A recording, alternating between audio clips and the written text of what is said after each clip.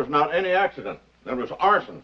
Hey, you're not trying to say somebody here had a hand in it, are you? No, I don't think you'd have the guts. I don't think you've got the guts right now to admit that this fellow McNeil had me burned down. Now, take it easy, Brady. Take it easy, Matt. What are you talking about, take it easy?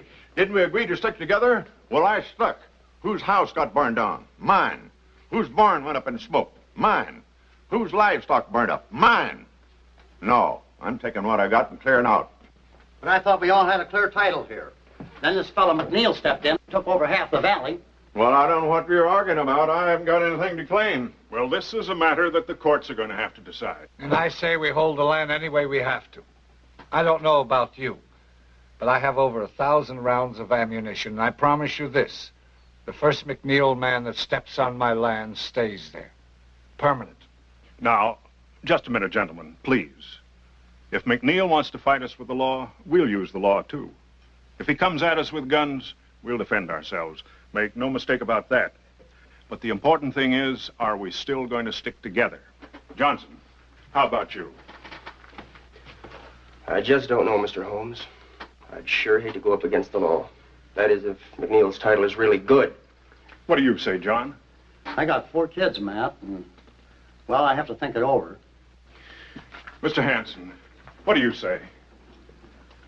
When everybody wants to stick together, I stick with them. But when nobody don't want to stick together, I stick alone, by myself. Un momento, Senor Hanson. Not all by yourself.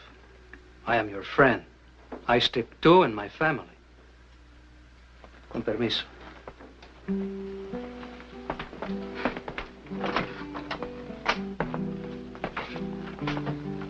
Con permiso.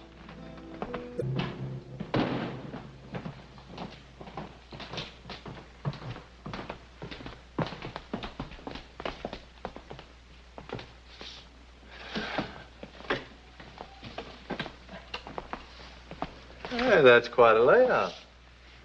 For him? Came packed in ice all the way from the Gulf. That's Please. nice. Oh, he ain't gonna miss just one of these, is he now? Please, Mr. Baxter. You know how Mr. McNeil is. All right, Shorty.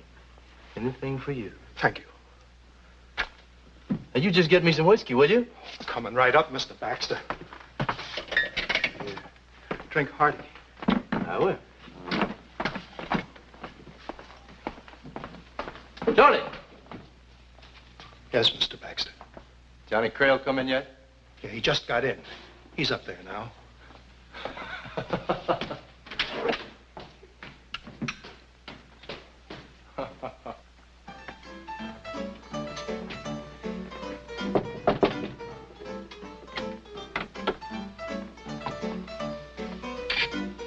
Thank you. Yes, ma'am.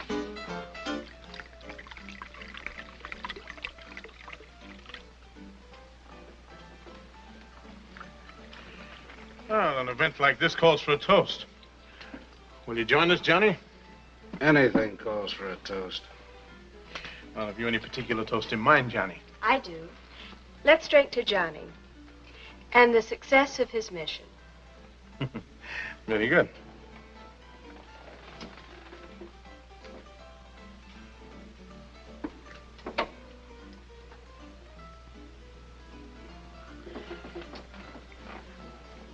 Of course, you realize, Johnny, that conditions have changed a great deal since you and I last worked together, huh? I can see that. You've got drapes on the doorway and lobster on the table. And 75 pounds more in your belly. And a new secretary. Private? Your wit is as outdated as your profession, Johnny. We've moved into a new era. Killing on the scale to which you're accustomed to isn't fashionable anymore. As long as there are men like you, there'll be plenty of work for men like me. Especially me. This is not Waco, and it's not 20 years ago, Johnny. I'm in business here, on this hotel. I hold title to 120 sections of land in this area. Some of it is occupied by squatters who've lived here 10 or 15, even 20 years. I try to get them to leave as peaceably as possible. I've even paid some of them to get out. You paid them, huh? You must be pretty desperate. No, in this instance, I'm quite willing to pay them. However, Some of them have proved extremely reluctant to follow my suggestions, huh? Time presses. And I've run out of means of persuasion. So you thought of old Johnny Crail? Precisely. I want all land grants legally signed over to me within a week. For this, we need an example. Just one, mark you. I've no taste for a massacre. Just what business are we in? My business? You mean it will be when you get your example? You'll find the usual envelope on the bureau in your room, Johnny. Is there a sheriff in this town? Well, actually, there isn't. But I have one. Town likes him, and I pay him. So there'll be no trouble from there. Well, that takes care of everything but the example. What's his name? Oh, Johnny. You know, I never discuss examples when there are 3 people in the room. I'll talk to you later. You mean you don't even trust your own secretary? I don't even trust you, Johnny. Hey, you're becoming quite the dandy, aren't you, Johnny? Wearing 2 guns instead of 1. And gloves. I never saw you wear gloves before, Johnny. Tell me, did you eat in them? Got a rash on the back of my hand. Doctor gave me some salve and told me to keep them covered up. Couldn't be the rash is permanent, could it, Johnny? What are you trying to say, McNeil? Oh, nothing. I just wondered if you'd changed in any other ways, too. Tell me, you still a fast drawer? Faster, if anything.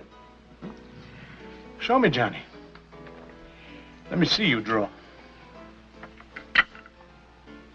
Draw, Johnny. Draw.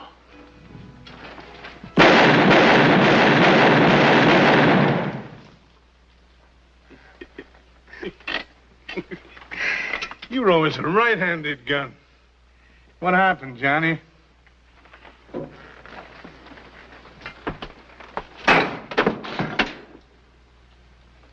This is the hardest fist in Texas. It's a solid steel. Somebody blew the old one off, and I've been shooting left-handed ever since. And I use the right to slug guys who ask too many questions. Got any objections, McNeil? No, none at all. No, I like skill like that. But I wouldn't spread it around if I were you, Johnny. Some people might take advantage of a cripple.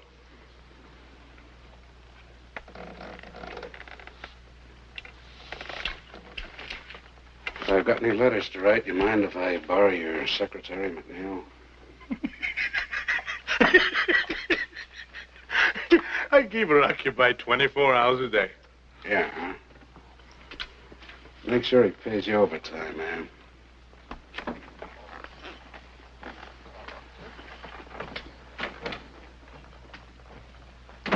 Don't pay any attention to what he says. He does what I tell him to do. Seems so strange. I don't think I've ever met anyone like him before. That's because you've never seen death walking around in the shape of a man before. That's right. Death. It's in his blood.